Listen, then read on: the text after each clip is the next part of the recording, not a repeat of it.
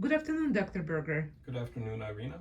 There are a lot of patients who reaching out their weight goals and they're asking if they can stop taking weight management GLP-1 medications. What would be your advice? For over 10 years now, obesity has been considered a chronic disease, not dissimilar to hypertension. So, if we use blood pressure as an example, let's say somebody comes to me with an elevated blood pressure. We try to adjust lifestyle for weight loss and decreasing the blood pressure. We aren't successful, then we might consider lifestyle plus blood pressure medication, antihypertensive. So let's say we then get the patient's blood pressure controlled, it's under 120 over 80. We don't then celebrate and say, okay, we're at goal now, we can stop the medicine, because what's likely to happen? The blood pressure go back up again, unless there were big lifestyle changes under that. So it's the same with weight. For folks who have had significant weight loss with, for example, a GLP-1 receptor agonist medication or a GLP-1 GIP dual agonist med, and we get their weight down, we have good body composition, good muscle mass, good fat mass, and we've gotten their BMI to a reasonable range as well. There is a small percentage of the population, folks who go through this process, that are able to stop medication and not regain weight. But in the clinical trials where this was attempted, I'll use Zepbound as an example, 85% of the patients who went off the medication gained at least 50% of the weight back. The majority of them gained almost or all of their weight back. I'll just try to explain really briefly why this happens. There are endocrine reasons for it, hormonal reasons.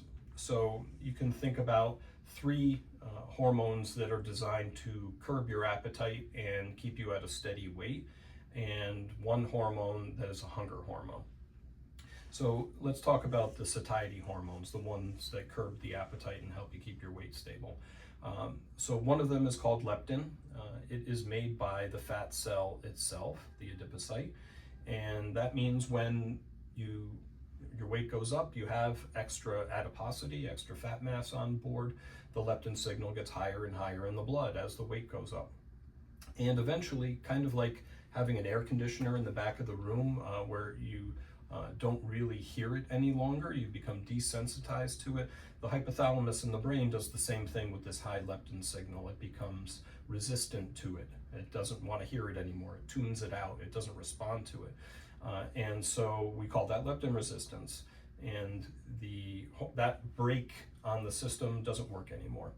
And two others are the ones that the medicines such as Wegovy and Zepbound work on. They are the GLP-1 hormone and the GIP hormone. These are made in the gut, and they're designed to go up and keep you full longer and tell the brain to curb appetite when you have enough extra calories on board in the form of fat. But with the standard American diet and its hyper palatable processed foods, you can basically out-eat and outrun these systems. So you then have three hormones that aren't working anymore. You have leptin resistance, GLP-1 and GIP are not being made in adequate quantity to keep up. But the hunger hormone, which is called ghrelin, I remember that because ghrelin is like the growling of the stomach, that always goes up whenever you lose weight. And this is why people tend to yo-yo when they, let's say, they're able to take off 10, 15 pounds through proper diet and exercise, but then they regain it back and then some. The reason for that is whenever we lose weight, ghrelin goes up, and that's a protective mechanism. If God forbid, there's a famine and you're losing weight, or a cancer and you're losing weight, the body's going to respond to that weight loss by increasing your appetite so that you try to put calories back on.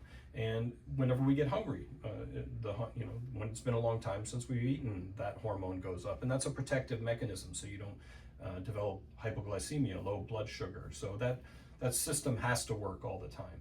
And that means you have this high hunger hormone, you have three satiety hormones that are not working and telling your brain to decrease appetite, and this is like an irresistible urge to eat. I liken it to putting your hand on a hot stove. you can have all the willpower you like, but eventually you're going to pull your hand off the hot stove.